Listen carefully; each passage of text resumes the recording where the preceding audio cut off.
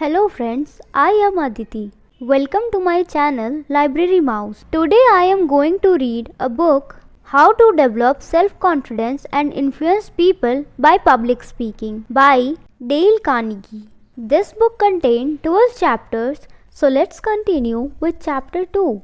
How to prepare your talk. What topic ought you to speak on for practice? Anything that interests you. Don't make the almost universal mistake of trying to cover too much ground in a brief talk. Just take one or two angles of subject and attempt to cover them adequately. You will be fortunate if you can do that in a short speech.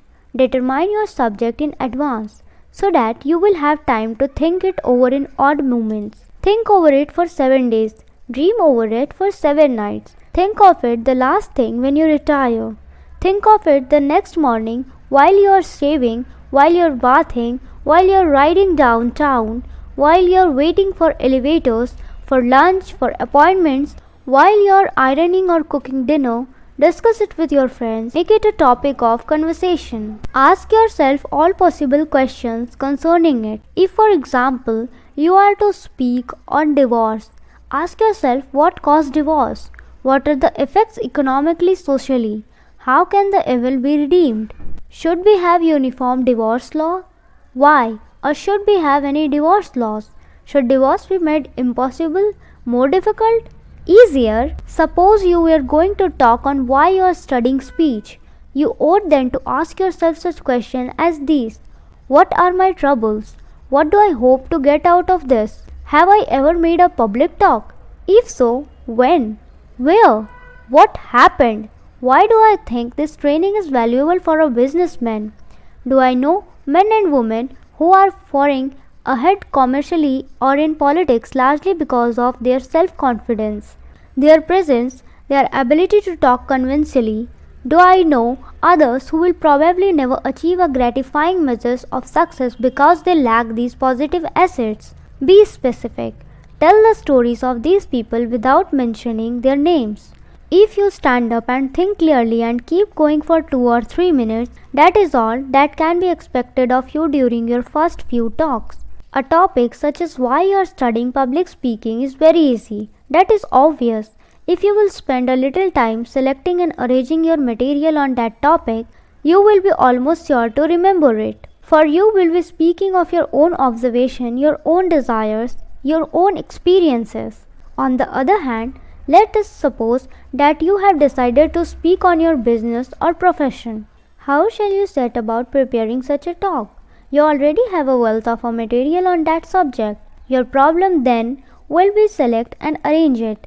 Do not attempt to tell us all about in 3 minutes. It can't be done. The attempt will be too sketchy, too fragmentary. Take one and only one phase of your topic. Expand and enlarge that. For example, why not tell how you come to be in your particular business or profession? Was it a result of accident or choice? Relate your early struggles, your defeats, your hopes, your triumphs. Give a human interest narrative, a real-life picture based on first-hand experiences. The truthful inside story of almost anyone's life, if told modestly and without offending egotism, is most entertaining. It is almost your fire speech material. Or take another angle of your business. What about its trouble? What advice would you give to a young person entering it?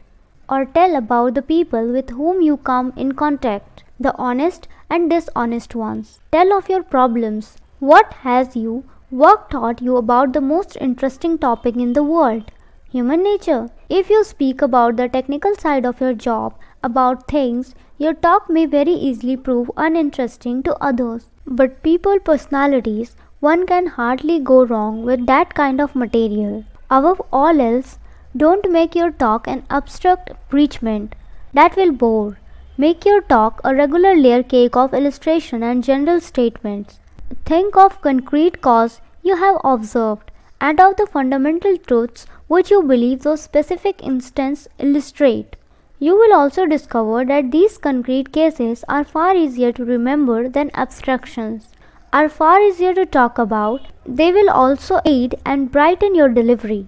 Here is the way a very interesting writer does it. This is an expert from an article by B.A. Forbes on the necessity of executives delegating responsibilities to their associates. Note the illustration, the gossip about people. Many of our present day gigantic enterprises were at one time one-man affairs, but most of them have outgrown this status. The reason is that while every great organization is latent shadow of one man, business and industry are now conducted on such a colossal scale that of necessity even the ablest gained must gather about him brainy associates to help in handling all the reins. Woolworth once told me that his was essentially a one-man business for years. Then he ruined his health, and it was while he lay week after week in the hospital that he awakened to the fact that if the business was to expand as he hoped, he would have to share the managerial responsibilities. Wethlam Steele for a number of years was distinctly of the one-man type. Charles M. Scarp was the whole works.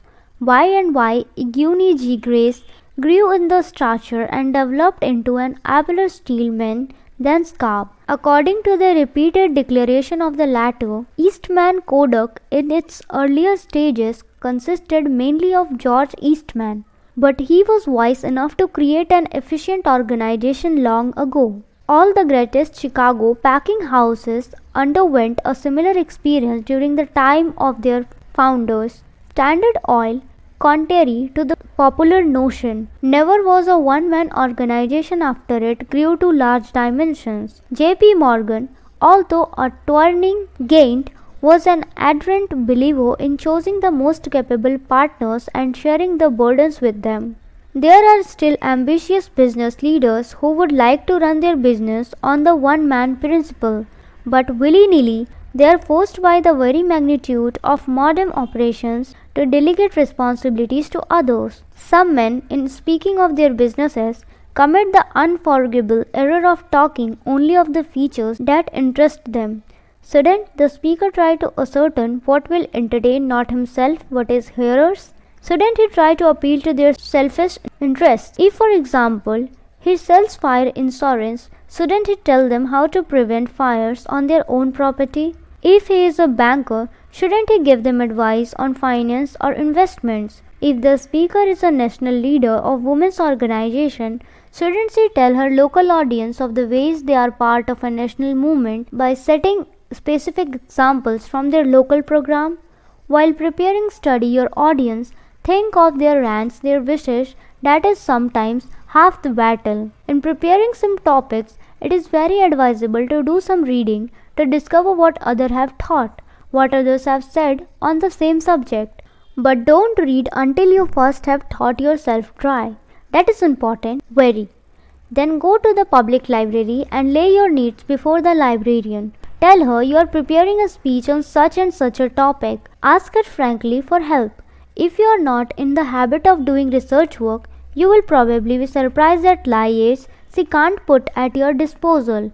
Perhaps a special volume on your very topic, outlines and briefs for debate, giving the principal arguments on both sides of the public questions of the day. The reader guides to periodicals, lecture listening the magazine articles that have appeared on various topics since the beginning of the century. Information, please, almanac, the World Almanac, the encyclopedias and dozens of reference books. They are tools in your workshop. Use them. The secret of reserve powerful. Luther Burbank said shortly before his death, I have often produced 1,000,000 plant specimens to find out one or two superlatively good ones, and have then destroyed all the inferior specimens. A speech ought to be prepared somewhat in that lavish and discriminating spirit. Assemble 100 thoughts and discard 90. Collect more material, more information than there is any possibility of employing. Get it for the additional confidence it will give you, for the sureness of touch. Get it for the effect it will have on your mind and heart and whole manner of speaking. This is a basic important factor of preparation. Yet it is constantly ignored by the speakers both in public and in private. I have drilled hundreds of salesmen and saleswomen, canvassers and demonstrators, says Arthur Dunn, and the principal weakness which I have discovered in most OI them has been their failure to realize the importance of knowing everything possible about their products and getting such knowledge before they start to sell. Many salesmen have come to my office, and after getting a description of the article and a line of sales talk have been eager to get right out and try to sell. Many of these salesmen have not lasted a week, and a large number have not lasted 40 night hours. In educating and drilling canvassers and salesmen in the sale of food specialty, I have endeavored to make food experts of them. I have compelled them to study about charts issued by the US Department of Agriculture, which show in food the amount of water, the amount of protein, the amount of carbohydrates, the amount of fat and ash. I have had them study the elements which make up the product which they are to sell. I have had them to go to school for several days and then pass examinations. I have had them sell the product to other salesmen. I have offered prizes for the best sales talks. I have often found salesmen who get impatient at the preliminary time required for the study of their articles. They have said, "I'll never have time to tell to a retail grocer. He is too busy. If I talk protein and carbohydrates, he won't listen, and if he does listen, he won't know what I'm talking about." My reply has been, you don't get all this information for the benefit of your customers, but for the benefit of yourself. If you know your product from A to Z, you will have a feeling about it that it is difficult to describe. You will be so positively charged, so fortified, so strengthened in your own mental attitude that you will be both irresistible and unconquerable. Miss Ida M. Tarbell, the well-known historian of the Standard Oil Company, told the writer that years ago, when she was in Paris, Mr. S.S. M. Clear, the founder of M.C. Clear's magazine, cabled her to write a short article about the Atlantic cable. She went to London, interviewed the European manager of the principal cable, and obtained sufficient data for her assignment. But she did not stop here. She wanted a reserve supply of facts, so she studied all manner of cables on display in the British Museum. She read books on the history of the cable and even went to manufacturing concerns on the edge of London and saw cables in the process of construction. Why did she collect 10 times as much information as she could possibly use? She did it because she felt it would give her reserve power, because she realized that the things she knew and did not express would lend force and color to the little she did express. Edwin James Kettle has spoken to approximately 30 million people, yet he confided to me that if he did not, on the way home, kick himself for the good things he had left out of his talk, he felt that the performance must have been a failure. Why? Because he knew from long experience that he talks of distinct merit are those in which there abounds a reserve of material, a plethora or profusion of it, far more than the speaker has time to use. In next video, we will start chapter 3. Thank you so much for listening it, and I hope it is understandable to you. If you enjoy watching my videos, do like, subscribe and share with your family and friends. Thank you.